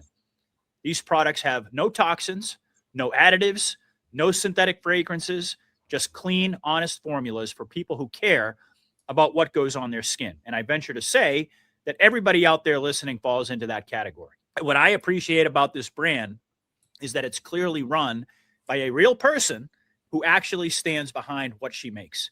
This is not corporate skincare. It is thoughtful, small batch work made with intention and goodwill. They offer simple products for both skin and hair, designed to work without overcomplicating things or adding unnecessary ingredients. So if you're someone who values quality, transparency, and supporting American small businesses, you can check them out at bepuretallow.com. Again, that's bepuretallow.com. I dropped a link in the description, and if you use promo code PU15, you'll get 15% off of your order. This is a win-win, folks. You get an incredible product. You get to support a small American business and my show in the process. Check them out. Great. Yeah, I really appreciate you giving me the opportunity to run that. And again, Lori, I know you're out there listening. Amazing products. I can't speak highly enough. I pretty much laid it all out there in the ad, but you can click. There is a link in the description of the video right up at the very top. Mm-hmm. Very first thing you're going to see, Be Pure Tallow. You can check them out. She's got some new products that just came out. Yeah, I appreciate that opportunity. Check her out. You guys will not be disappointed. You're welcome. Anyway, Patriot, what do you think the sequence of events could be in this summer? Do you think Pfizergate will be first, Russiagate? What do you think? What are your predictions? Well, that's a really tough question to answer. We don't have a crystal ball, do we? We don't. Yeah, I mean it's tough. I could throw some speculations out there, but that's really all that they would be. Certainly, we saw the arrest of James Comey, which was that was a good day. Don't get me wrong. I mean, that was one of those things where, like, okay, C before D, as Q seemed to indicate, that Comey would be brought into the spotlight, and that would precede much more rapid level of D-class, like we've been discussing today. However, he was arrested for the 8647 seashell thing. He wasn't in direct connection, of course, to Russiagate and all of these things. But at the same time, we've also seen Kash Patel, John Solomon reporting on this, basically saying this stuff is all right around the corner. They've been talking about this grand conspiracy case. We know that that grand juries have been convened. All of these things are verifiably true. Mm-hmm. And all of them are woven together, of course. FISA-gate, Russiagate, Comey's role in the operation. I tend to agree with Mike King's assessment that he has always been a white hat. So we'll have to see. But as far as the sequencing of events, it's anybody's guess. I think we probably can all agree at this point, as somebody put in there, the RICO topic. We've been talking about that for quite some time. The RICO grand conspiracy, that in many cases, by the way, would the beauty of a RICO case is that it bypasses what people tend to think about in terms of statutes of limitations. Because if it's an ongoing conspiracy, the statute of limitations timer, if you will, gets reset every time a new crime is committed. So this is it, and indeed, we're talking about a global crime syndicate, or worldwide, if you prefer the term, crime syndicate that's been continually engaging in felonies and worse, really, crimes against humanity, which of course are felonies, but even in terms of election theft, in terms of bioweapons. Obviously, another great sign we saw the other day was Tulsi, who is on her way out. Reveal a bunch of information about U.S.-funded biolabs all over the world, substantiating something that we've known to be true for a very long time. All great. All great. The question is that when her head's going to start to roll for all of these things. And, one of the ways that I do feel compelled to defend my position in terms of moving more in this direction is somebody that we've all followed for a very long time, General Flynn. Yeah. Who we all presume. I mean, this man it's factually known that he's a master of psychological operations. He's right at the tippy top of, expertise in that. And we've also always been of the opinion that he is a fundamentally important part of the operation. He's mentioned all throughout the Q drops. We see General Flynn. And he has very consistently been talking about it's time for justice. It's time to demand justice. I mean, and I challenge anybody to prove me wrong about that. That's exactly what he's been talking about on and on and on. Now, whatever. I don't want to get into the discussion because some people think Flynn is really deep state, whatever. If you're of that persuasion, okay, fine. I'm not going to debate you on that. I happen to think opposite. I think that General Flynn is a good guy, that he is a patriot. A lot of fog of war, a lot of things that had to happen in order to give him the necessary camouflage that he needed in order to operate the way that he has. The point being, though, is that he's been very consistently saying exactly what I have been saying, that it's time to start demanding justice for all these things. It's great when we hear about investigations happening. It's great when we see new information put out. But what people really need to see are individuals being held accountable for that. Now, who is actually listening to General Mike Flynn? Your average normie? I think not. No. Matter of fact, I would venture to say that most of them have absolutely no clue. Most of these normies have no clue. If you said Michael General Flynn, they wouldn't even know who you're talking about. So who is this guy talking to? He's talking to us. Mm-hmm. He's talking to us. He's talking to the awakened, the people who are paying attention. He's not just out there.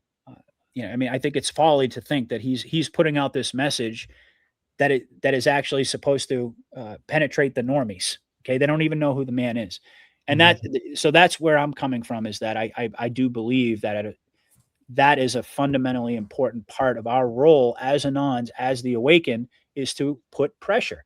It doesn't mean putting pressure and being critical does not mean that you're blackpilling. It doesn't mean that you don't trust the president. It doesn't mean that you don't trust the plan, but it does mean that perhaps you see your role in a multifaceted way, is not to just sit back passively and Mhm. interpret all of the psyops, but actually to become vocal and use our voices to do exactly what General Flynn is saying. And by the way, he's not the only one. There are several people out there who are saying the same thing. And it's not going to really change anything. Again, and people can argue with me about this, and they have. But whatever has occurred behind the scenes means nothing unless it's made public. A lot of people are saying, oh, that, we already know that Hillary's dead. We already know that Obama's gone. We already know Biden's gone. Okay. Yeah. I mean, we can certainly point to the masks, and we can point to all the body doubles and so on and so forth. And we can triangulate the truth that these people have already been taken care of. Mhm. And that on one level, that's a good thing, obviously. But the whole point of justice is to shift the consciousness of the people. So if a vast majority of people, I mean, look, we went through 4 years of a fake president, a guy who didn't look anything like the old Joe Biden. And for 4 years, did you see people in mass outside of our community actually saying that's not really Joe Biden? The people believed it. It's unbelievable. Right. So that's what I'm saying is that, justice, nothing has really been taken care of. People love to throw that term around. Oh, these people have been taken care of. Well, number one, you can't prove that. I mean, we believe that, but you can't prove it. But number two, and more importantly, it doesn't really matter. Nothing has really been taken care of unless it's laid out and made public in an indisputable way so that it actually accomplishes the objectives of the operation. To me, until we, like I've said many times, there is no victory without justice. You have to actually show the people. Do I think that's going to happen? Yes.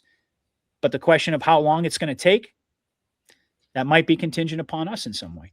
Mm-hmm. People have a lot of catching up to do. You can say that again. Yeah. They sure do. They sure do. We've been way ahead of the curve. And that in and of itself is a blessing and a burden at the same time, to know all of these things, to have taken this, I think you called it the road less traveled. It's a lonely path. It is a very, very lonely path. And everybody out there, I mean, I would say, there might be a handful of people who are surrounded by a family that's awake, friends that are awake, coworkers that are awake. For most people, it's just the opposite. You feel as if you're existing in sort of an alternate reality as the rest of these people, because you're looking around and you're saying, like, the world is on fire, and you're just going about your business and scrolling through your phone and watching, Netflix and all this type of stuff. And how are we going to get beyond that point? And how it's very disappointing. Yeah, right. And it's just like I've used the metaphor of the Matrix as well, that you remember in the movies that the human beings were like, they were in these pods, and they were being essentially, their energy, their consciousness was being used as a battery for this evil system. Yeah. And likewise, I think that, in a way, we're going through that same process. At what point do we stop? Do we become aware of that our consciousness and our energy is being fed upon by all of these repetitive psyops that we believe, of course, have a positive objective? But how long before we take our energy back and we start to say, no, we're not going to continue to engage in this endless nonsense? If even a fraction of the people finally got to the point, I mean, just imagine in a country like America, if even a fraction of the people got to the point like they did in Albania and took to the streets in a nonviolent way, again, and like Lewis Herms has said, it's always the threat, especially here in America, it's always the threat that we do have that option. We do have the Second Amendment when all else fails. But if you had the will, that's why I was so impressed going back to Albania. If you had the will in America to get people on the same page and to mobilize and to take to the streets and demand, basically, I mean, we could shut the whole system down overnight. Yeah, I was just going to say, in one day, Absolutely. People have the power. People have the power. And people say, well, it's kind of this learned helplessness. Like, well, the only thing we can do is wait for the white hats to come and, ride in on a white horse. Well, grab the popcorn. I'm sorry, I disagree. I disagree with that premise entirely. Yeah. And you go back even to the Revolutionary War, it was only a 3% of the American population that was even engaged in the Revolutionary War and took on, and we're not even talking about a kinetic fight right now, but I'm just saying a very small percentage of the early settlers, early Americans mobilized, and they defeated the most powerful military force in the history of the world at that point. So don't tell me that people don't have the ability to affect change. And especially if you're talking about, even in a nonviolent way, millions of Americans taking to the streets, taking over the Capitol buildings, you know what I mean? Like peacefully, but always with that threat that if we had to go in the opposite direction, we could, and we would, that would change things pretty rapidly, don't you think? I mean, I've made the case that if we had the will collectively, if we were all on the same page, we could take the country back over the weekend. Yeah. I mean, talking of percentage, if you look at alternative media like Telegram or X or Rumble, you should have hundreds of thousands of followers. And even then, it's a small percentage of Americans alone. I mean, if we look at the percentage of people that are on Telegram, it's 0.0000001% of the total population. I mean, it's nothing. So there must something happen on the mainstream media level to change people's mindset. Well, that's really the whole point, right? I mean, is that you're right. Not so much about myself, but I mean, just in terms of the people who talk about the things that we do. Yeah. This conversation that we're having today, a vast majority of the population out there would have no basis to even understand what we're talking about. No, exactly. Yeah. Like they'd be like, who are these crazy people, And look, I get it. Like, the whole idea of, I will say this, I will say that the term conspiracy theorist, that has been completely defanged. You don't really even hear that much on the mainstream media anymore. I mean, you still see it a little bit, I mean, it's still there, but it's been so defanged because so many of the things that we've talked about have come out to be true. There's no conspiracies anymore, are there? Right. I mean, we're conspiracy realists. But again, all that stuff is well and good, but until it penetrates the consciousness of the masses, nothing is ever going to fundamentally change. And so I think that's really where the nature of the conversation needs to be, is like, we trust the president, we trust the white hats in the operation. But to what degree do we play a role in terms of accelerating the consciousness and the awakening? Because again, this is the sad state of affairs, unfortunately, is that this discussion about pedophiles and Satanism and all that stuff, it's gradually coming more and more into the mainstream. But as long as as long as the mainstream media and different talking heads out there give people that sense of plausible deniability, they're not going to pay attention to it.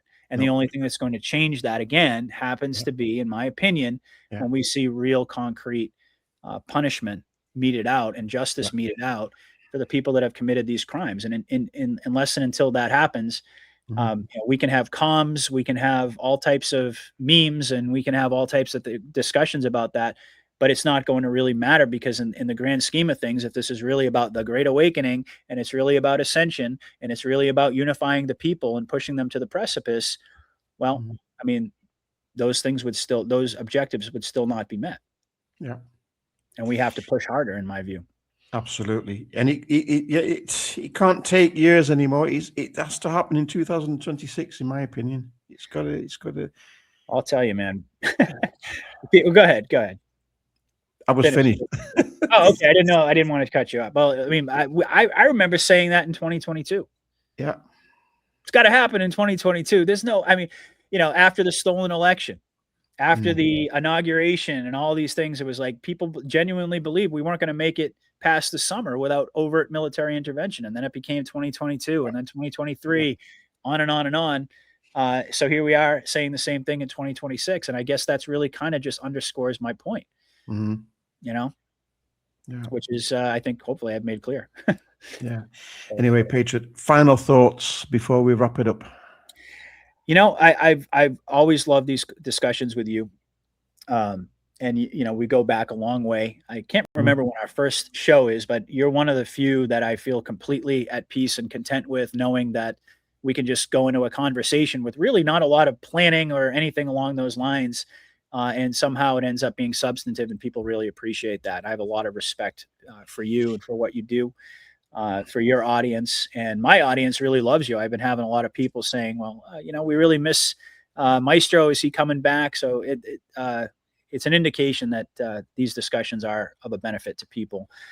In the grand scheme of things, like I said, I'm very optimistic. That's the thing. I do believe you can walk and chew gum at the same time. You can be optimistic and you can be very supportive of an individual or an idea, but at the same time, you can also question it and criticize it, because where you're coming from, and this is where the breakdown happens for a lot of people, is that inside of our community, there's this notion that if you're questioning things or if you're critical of things, well, that must mean you're actually a bad guy. That must mean that you're deep state.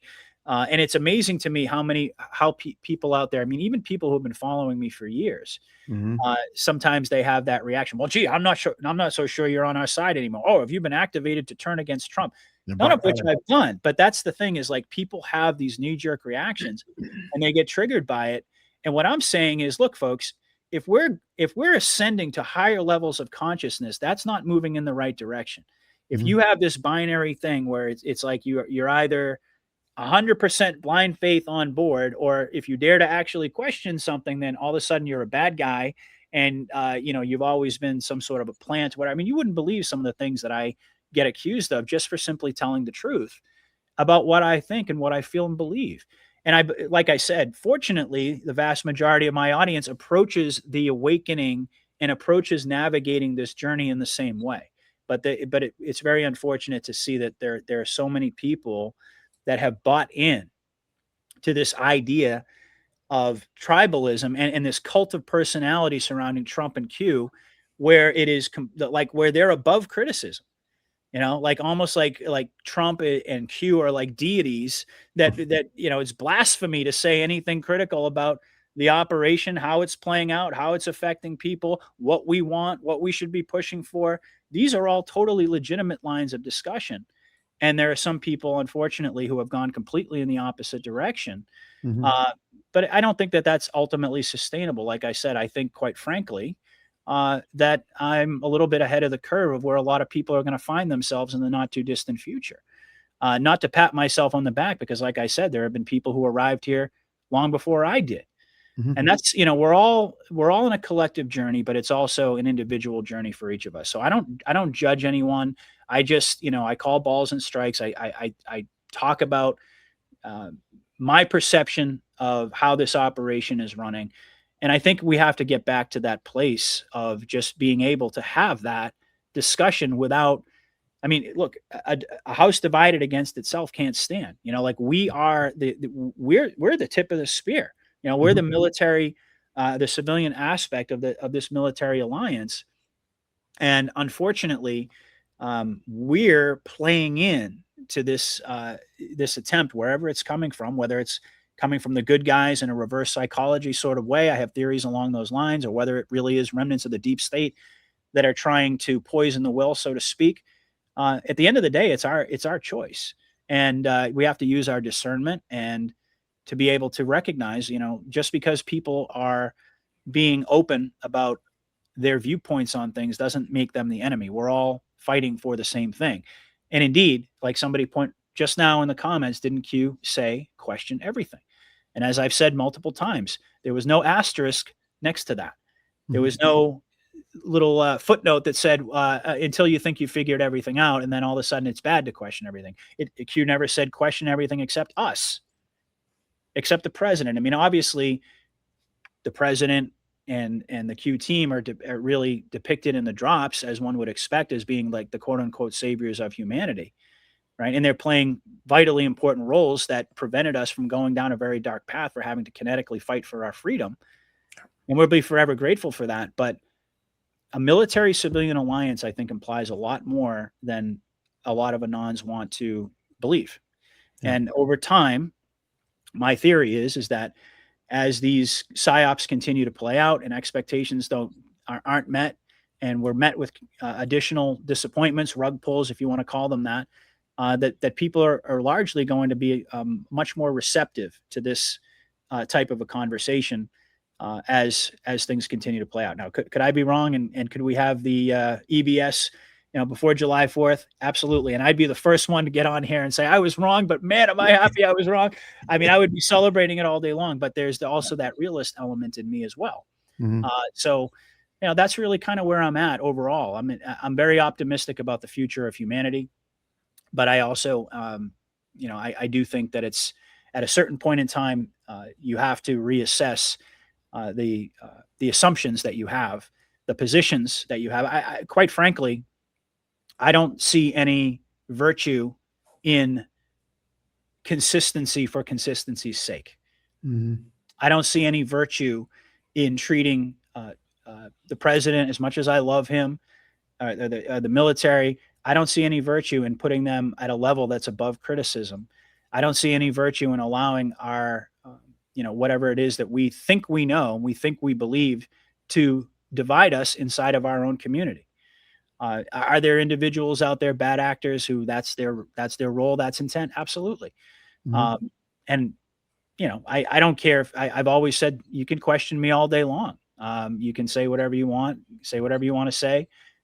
If you've got some receipts to bring to the conversation, the people who want to say that I'm working for the bad guys or whatever, bring it on. Put up or shut up. But otherwise, I think we have to be a little bit more trusting of one another and open to different perspectives as we move forward. So I'll leave it at that. I just wanted to say that thank you to everybody for tuning in. We did have a nice audience particularly for a Sunday afternoon, and I know that there are going to be many people who are going to watch the replay, and hopefully we can keep this pattern going, because I really enjoy working with you. Yeah, and especially give a thumbs up as well to get us the algorithms up, and share this video with friends and family and people that are waking up. We agreed to keep it under 2 hours, Patriot, so I won't take any more of your time. I love talking to you. I mean, well, if there's anything else you wanted to ask me, sure, but I think we covered. I'm quite through now, and I won't take any more time. But please take care, and prayers for you and your family, and take the time off that you need. Take to reflect and give your attention to your loved ones. I mean, they are paramount there. Thank you so much. I really do appreciate that. And once again, I can see, just looking at the comments here, there are some people saying, "Oh, you haven't done a lot of content and this and that." A lot of my audience follows me here on Rumble, but they're not following me on X or on Telegram. So just so folks are aware, I'm going through some personal challenges that are ongoing, that are quite frankly demanding my time and energy, and will be for the foreseeable future, which is why I haven't been able to produce as much solo content. I just really, quite frankly, haven't been able to do that. So I'm going to give you these conversations like with my good friend Maestro here today, or like I did last week with the guys from Truth Stream and Mark and Lewis Herms. I'm going to have Matt Geiger on next weekend. I believe we're going to have a discussion.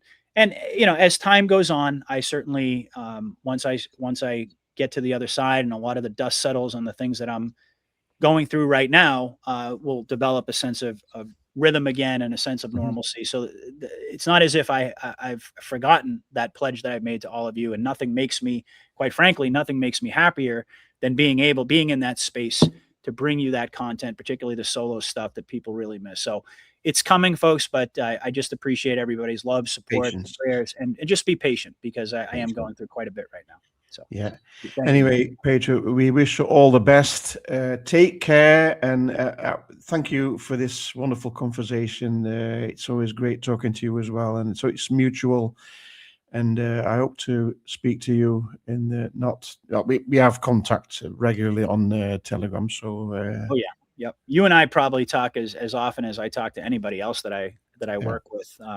Maestro has been he started out as, just a listener of the show, and he contacted me, and he had his own podcast. I mean, this was like going back a few years, and we just always had such a great rapport with each other. And, you know, we tend to, generally speaking, I think we tend to see things in a similar way. And, Yep. and that's also very refreshing as well. There have been Mm. certain times where you've pointed things out to me, and you've really helped me navigate a lot of situations. So I have great respect for our relationship, and I know it will continue. It's very, yeah, it's something we should cherish as well. These Indeed. friendships. These friendships, that's the thing, man. Like, we can never lose sight of the fact that, and this is why I said earlier in the show, that this is a divine mission. This is a divine calling for all of us. I never would have met you. I never would have developed this friendship. We've never met in person, of course, but it doesn't matter. We have this, you know, really a loving friendship that we've developed. And this has been happening all over the world. And that to me is the most direct indication that God is in control. So I really do appreciate that. And I just want to say thank you to everybody out there for listening. I really do appreciate it. And I'll be back soon. Thank you very much, Patriot. God Have a bless. wonderful day. Bye-bye.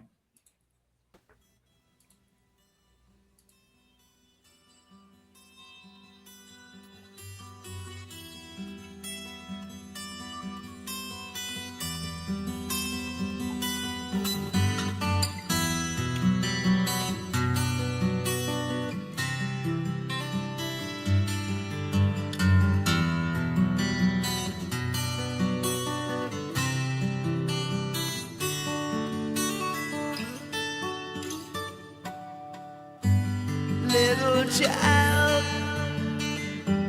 dry your crying eyes. How can I explain the fear you feel inside? 'Cause you were born into this evil world where man is killing man, and no one knows just why. What have we become? Just look what we have done. All that we destroyed, you must build again. When the children cry, let them know we tried. 'Cause when the children sing, then the new world begins. Little child, you must show the way to a better day for all the young. 'Cause you were born for the world to see that we're all can live with love and peace. No more presidents, and all the wars will end. One united world under God. When the children cry, let them know we tried. 'Cause when the children sing, then the new world begins.